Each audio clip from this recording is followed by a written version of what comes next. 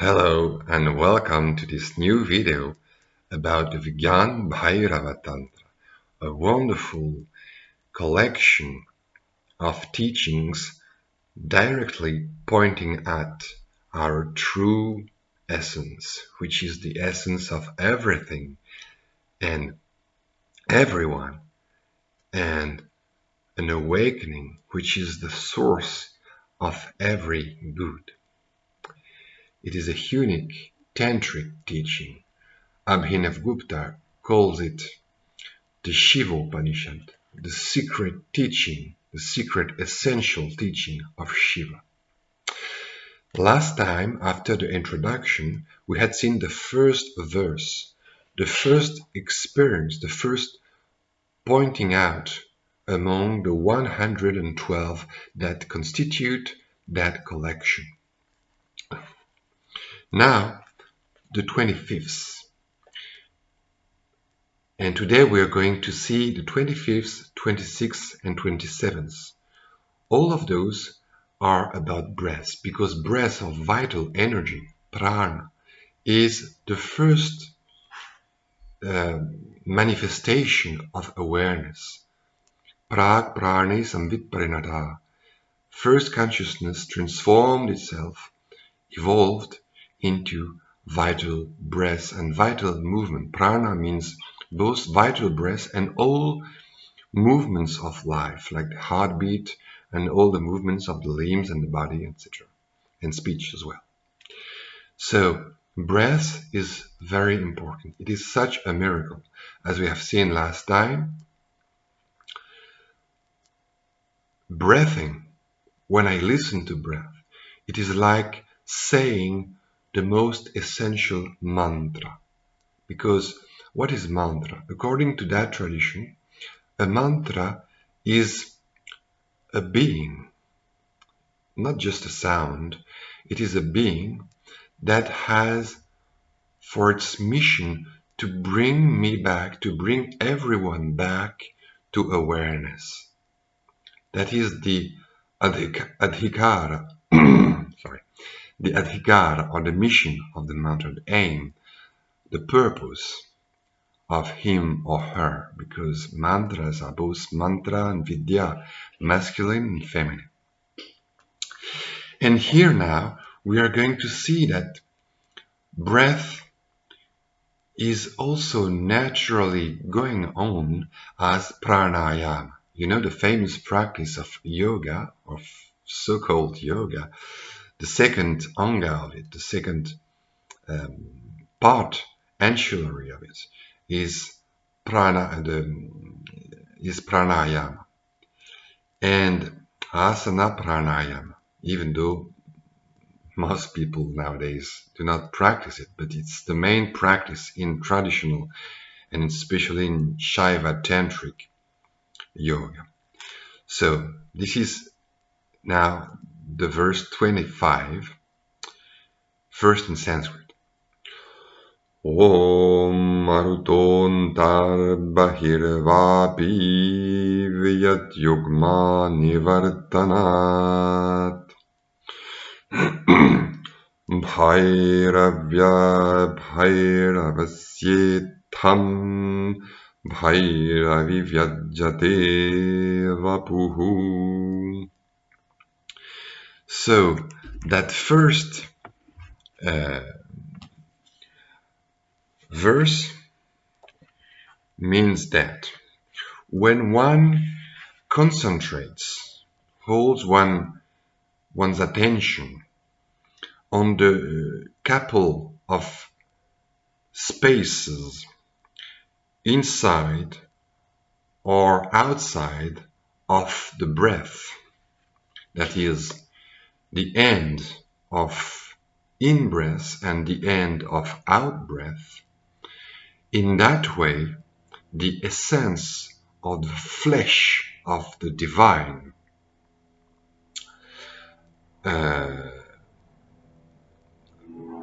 vapuḥ, bhairavyā, the flesh, the body of the divine shall manifest, vyajyate, shall become fully clear through the divine goddess Bhairavyā in that shape of those two spaces. Those two spaces are especially the spaces of the breath stopping inside at the end of the in-breath, and the space of the out-breath stopping out outside at about 12 fingers breath outside. But the commentator Shivopadhyaya tells us that that verse is more specifically about how every being, animals, divines, yogis, supernatural beings, and humans, are naturally performing pranayama, the practice of vital breath, the yogic practice of vital breath. They are naturally doing it without knowing. And the difference between yogis and non-yogis is that the yogis, they pay attention to that natural process. And why is it pranayama? Because pranayama is defined traditionally as being three things: pūritā, recitā, filling, emptying, and kumbhitā, holding, like holding water in a pot. So this is breath retention. Those three stages are naturally going on all the time within all living beings, because there is always out breath, which is recitā, in breath, which is pūritā, feeling, and there are always those two spaces, those two moments within every breath cycle, two moments when breath movement is stopped naturally, spontaneously, without any conscious effort or attention. It is naturally stopping. So breath cycles are just like day and night, and just like a yearly cycle. In a yearly cycle, there are two parts according to Indian vision of that thing. There is the big winter, when the moon is dominating the situation, and the big summer, when the sun is taking the higher ground. And in between, there is a time on the 21st of June and the 21st of December, when the day and the night, on the 21st of March and the 21st of September, when the day and night are exactly of the same length. And those are the equinoxes, and they are the outer equivalents of the inner spaces of breath, the end of the out breath and the end of the in breath in the heart. Those moments when the breath is stopping, it's naturally neither in breath nor out breath. It's no movement, it's not yes, it's not no, it's not accepting, it's not rejecting. It's a moment of balance, a moment of equality. And yoga is equality. Yogam samatvam, it says in the Bhagavad Gita. And those instants are the perfect moment for practicing yoga, union, and equality. So, the commentary also explains that the breath starts from the heart, somewhere in the lungs, and it goes outside, in the space outside. And it quotes, it seems, the Yoga Vasishtha, a huge text of about something like 28 or 29,000 verses, of which the original version was composed sometime in Kashmir, maybe in the 10th century, at the same time as the Vijnana Bhairava, or a little bit after, because the Yoga Vasishtha quotes the Vijnana Bhairava Tantra, some verses of it. And so Shivopadhyaya, the commentator, explains how the different types of breath retention especially are found within natural breathing, because here it is all about recognition, pratyabhijñā. It is all about recognizing how the qualities we seek are already present in our ordinary experience. So it's just a matter of looking differently at ourselves rather than looking for a different experience. Of course, that different point of view, that different way of looking at things has the power to change things, to change our experience, but it's not a matter of seeking for a completely different experience. Rather here, the practice is paying attention to the subtle points in ordinary experience that will act as keys to open the door to the blissful experience we're looking for.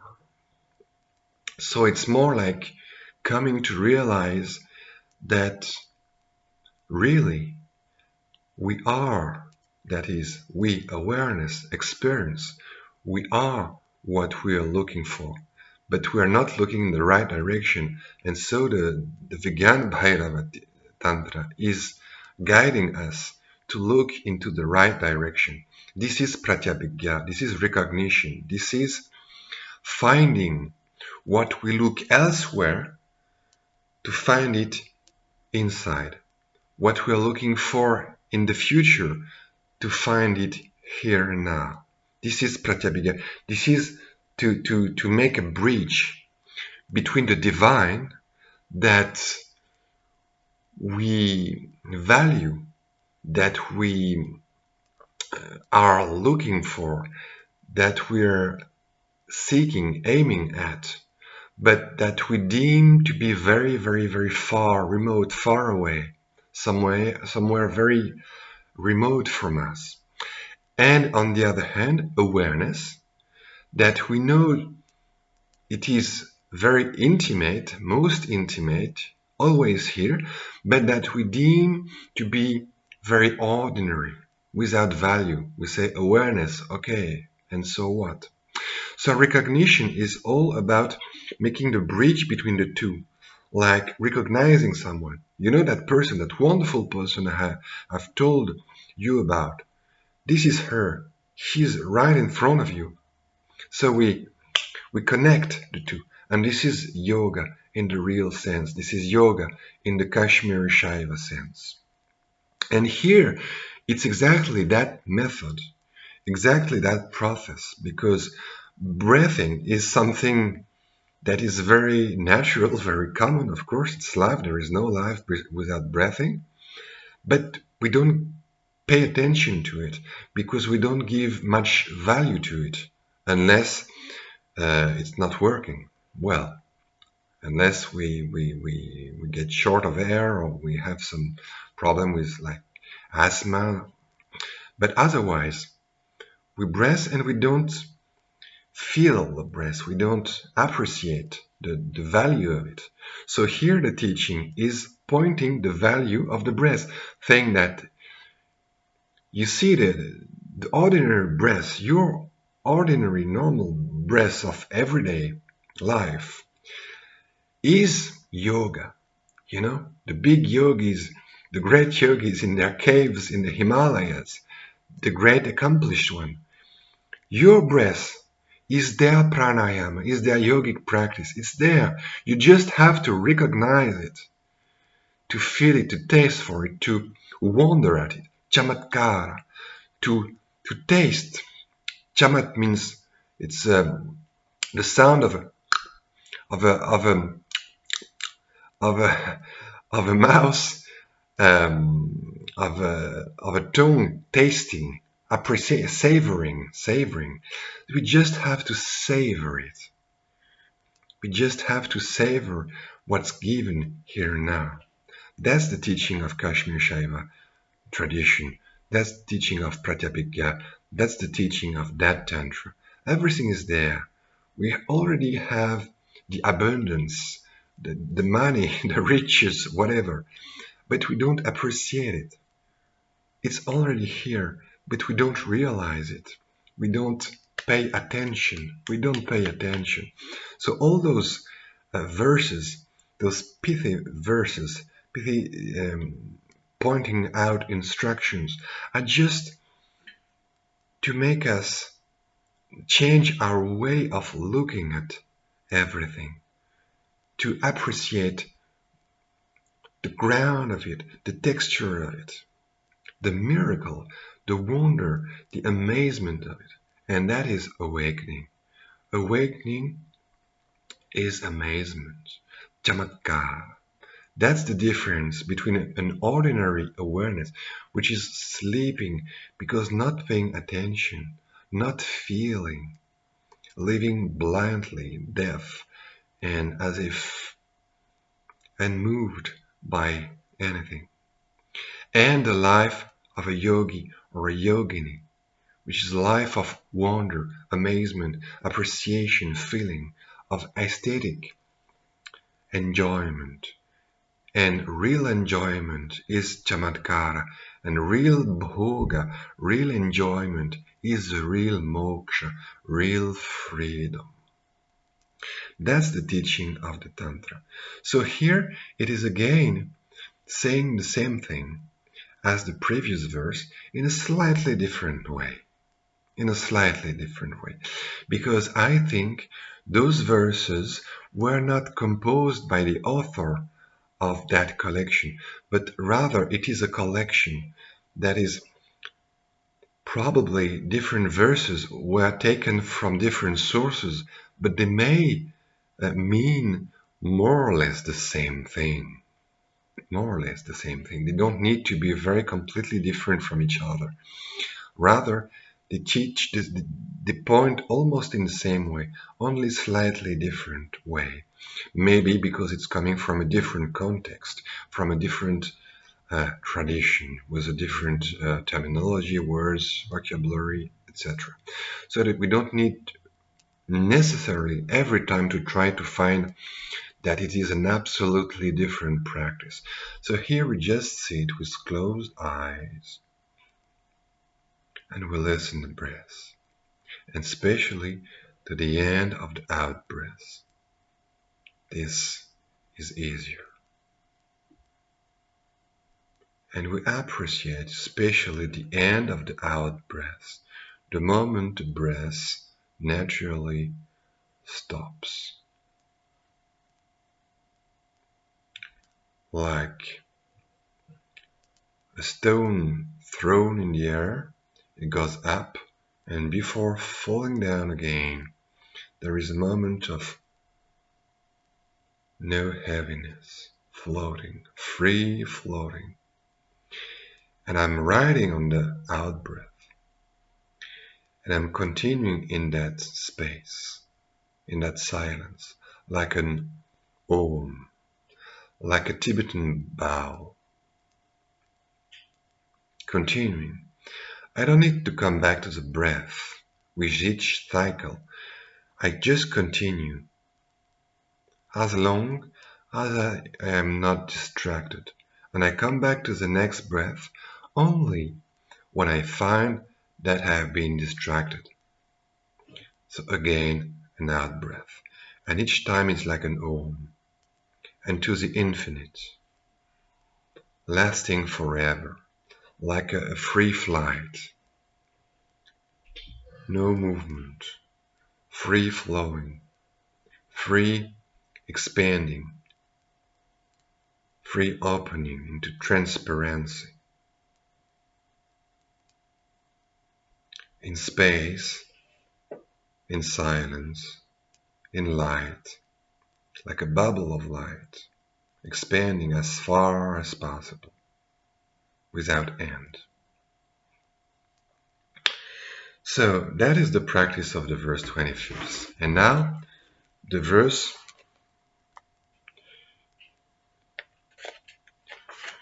26.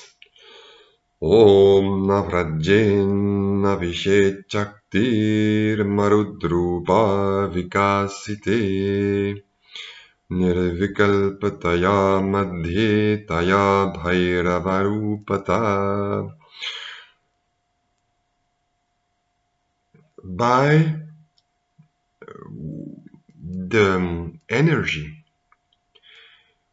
which is nirvikalpa, here a word about nirvikalpa, which is not just without concept, but without hesitation, without dilemma, without choice, which is sure, confident, stable, assured.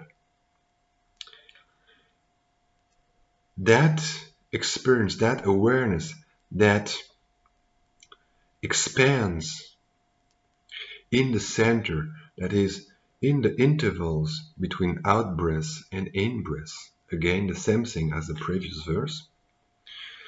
That is when the breath does not go out, does not enter in, but is in the center, in the interval between the out-breath and the in-breath, just at the end of the out-breath and before the in-breath starts again. There is a choiceless energy, which is neither in, neither out. No duality, pure balance, a moment of pure balance at the end of the out-breath. And by her, through that feeling, through that experience, through that energy, one becomes divine again. One becomes divine again. So what's here interesting in the commentary by Shivopadhyaya is that he makes the connection between that practice, that verse, and the most important meditation practice of the Kashmir Shaiva tradition, the practice of the meditation of Shiva, Shiva Mudra, Shambhavi Mudra, Bhairava Mudra, which has other names and I shall come back to it. But here he quotes a very famous verse about that practice that we can find in many different texts and even in the Hatha Yoga Pradipika, which says Om ntar laksho bahir drishtir nimeshonmesha varjita yesha vai bhairavi mudra sadyastat padadaini. When the look, the gaze is open outside, but gazing, paying attention inward, that is the posture, the attitude, the expression of the divine, which gives instantaneously your real, the divine state, divine state.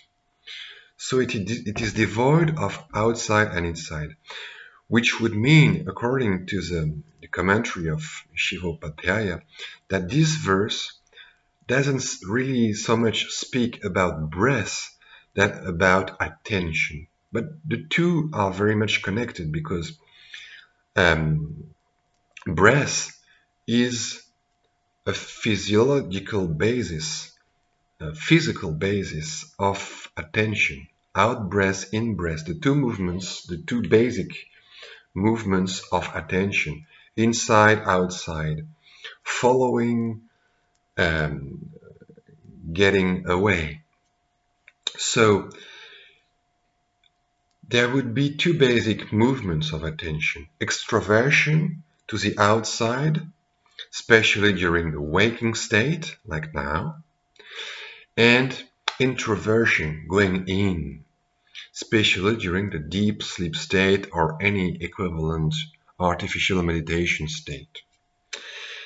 So here the practice would be to sit with open eyes,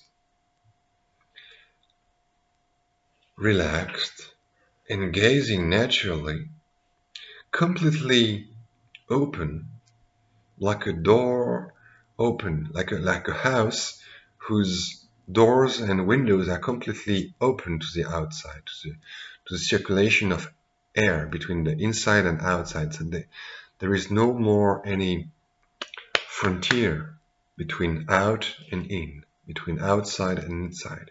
It's completely open. The five senses, the whole body is completely open.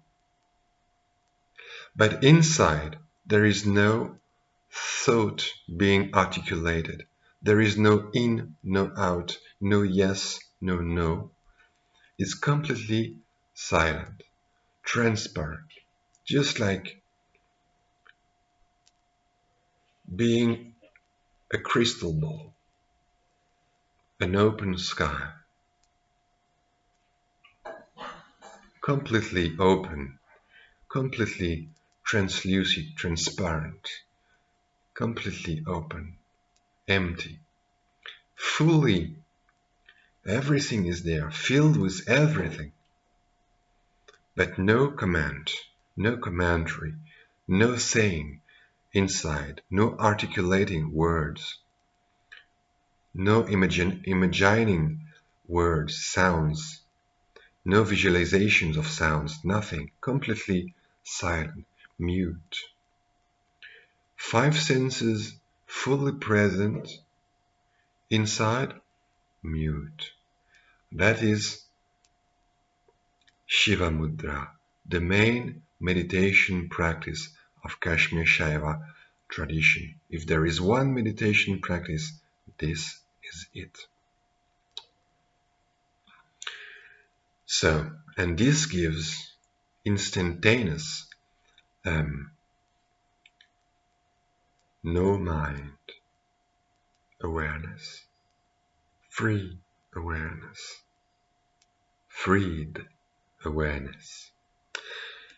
And then we shall come back to that, because this is most important and the text is coming back to it anyway. So last verse for today is 27th, is Om kumbhitā recitā vāpi pūritā yadā bhavet tadante śāntanāmāsau śaktyā śāntah prakāśyate. So when the breath, the energy of the breath is always the energy of the breath, which is the energy of awareness, which is awareness, which is life, awareness, breath. All those things are synonyms. When it is held, kumbhitā, kept like water in a pot, when it is emptied or filled in, then and at the end of that energy is called peaceful, pacified. And through that energy, śaktyā, one shines pacified, at peace, and healed, because śāntah also means healed from the fever of ordinary life.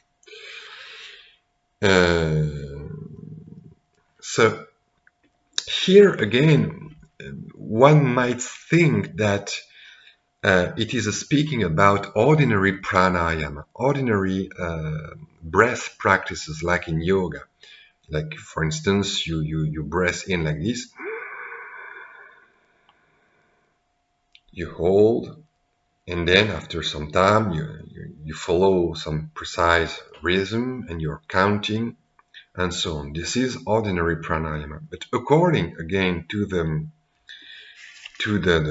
commentator Shivopadhyaya, and this is even more true of the other previous commentator, earlier commentator Ananda, this is not about a special practice of pranayama. This is rather about listening. Because every time there is an out-breath, at the end of that out-breath, breath stopped. So it is naturally held there. This is called bahir kumbhitā. The breath, the energy is held outside. This is an outer holding, retention. And when I breathe in, pūritā kumbhitā ntar, she is held inside, he says. So, tadante yadeti abhyasat, by that repeated practice, prashanta kumbhakavasthodaye, there is a state of a pacified, natural holding, because the more I listen to those spaces at the end of the in-breath and especially at the end of the out-breath, the more my breath movement will become subtle, more and more subtle, smaller and smaller, so that at the end I will feel no longer my breath movements, and it will feel as if I were no longer breathing, completely quiet, completely without any movement, like a sea without waves, nistaranga. So it will be prashanta kumbhaka avastha, the state of totally pacified retention, not a forced retention, not an artificial, deliberate retention, not a deliberate holding, but naturally held. Maybe with a small contraction of the belly, which might happen all that completely spontaneously. The only thing you're doing is paying attention to the end of the out-breath. The end of the out-breath. And then the energy becomes, and one becomes healed or pacified, śāntanāmāsau, paramasvabhavaha, being in one's own nature of ultimate own nature, namarūpā, beyond names and forms, prakashati, and one shines like this, abhivyakta bhavati, one becomes someone who has the full display, the full and clear display of one's natural state, one's own nature, swabhava.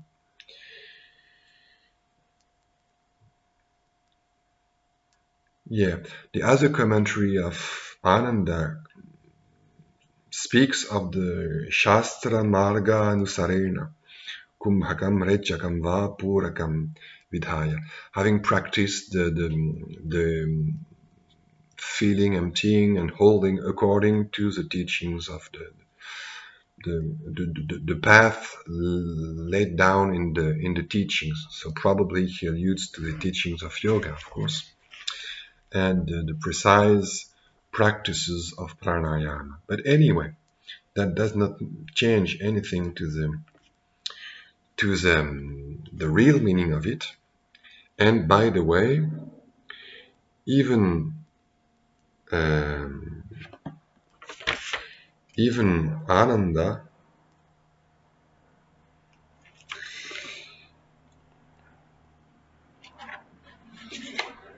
even Ananda, at the end of his commentary,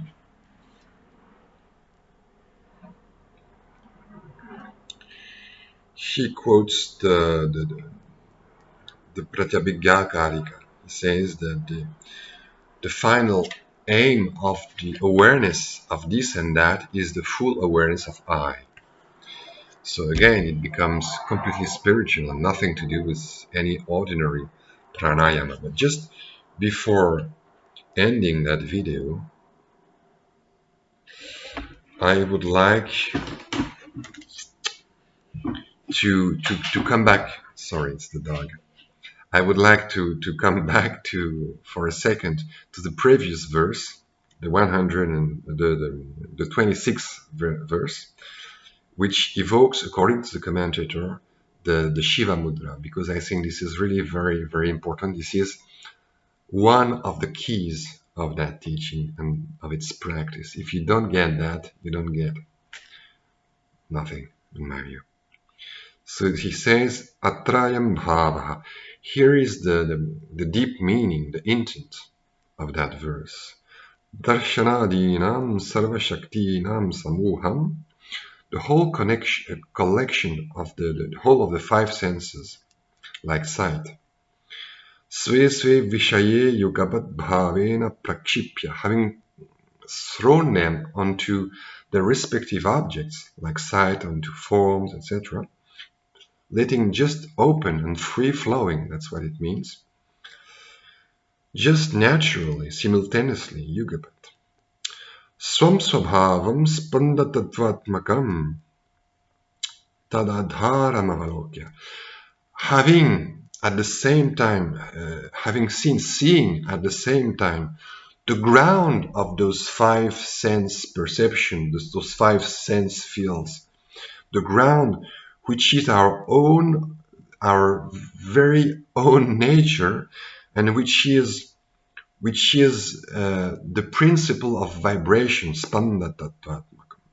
which is the principle of vibration. Having seen that at the same time, so both outward and inward, nirvikalpatayā, without any choice, without making any division, nimilanonmilana samadhi samadhita yugapat vyāpaka madhya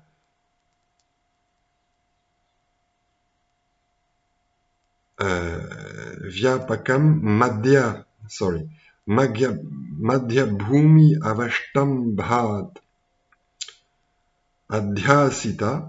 So, and at the same time being without opening and without closing the eyes, that is with the gaze, without moving, and being thus in a state of samadhi, in a state of contemplation, which is simultaneously those two, open-eyed and closed-eyed, because attention is both outside and inside, and avashtambhat, taking one's stand, madhya bhumi, in the state of the middle, which is neither out neither in, and which is pervading both, yugapat vyāpakam, which is simultaneously pervading both outside and inside.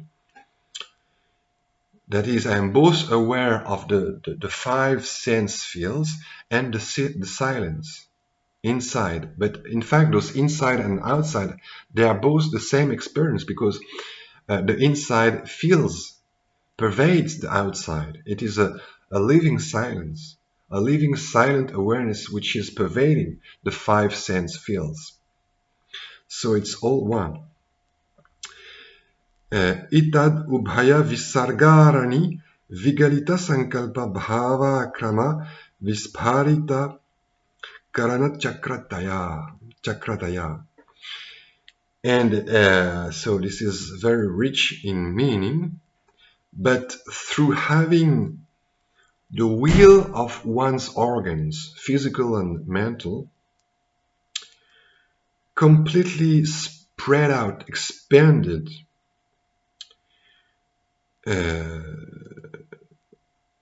and having one's thoughts completely gone, burnt by the two pieces of wood, because you know traditionally in the Vedic ritual in India you would light a fire by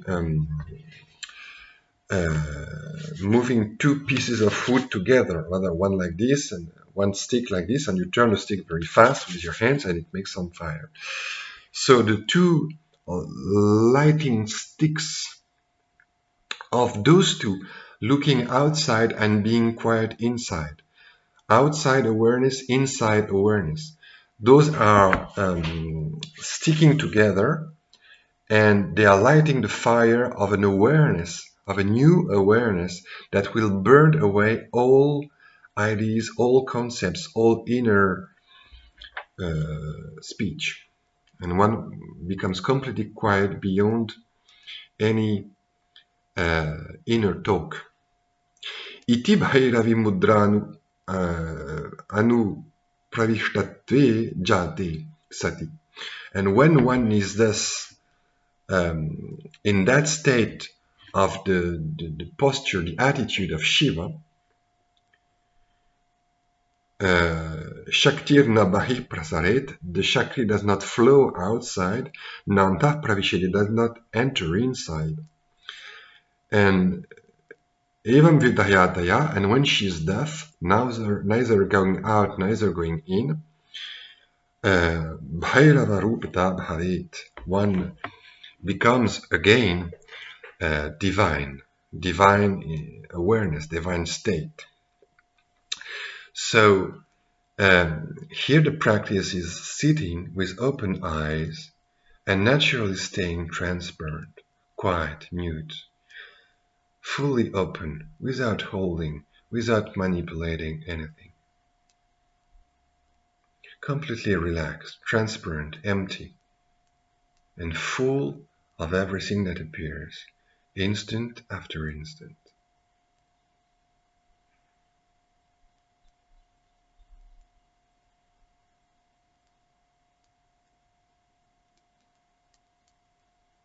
And that's it for today.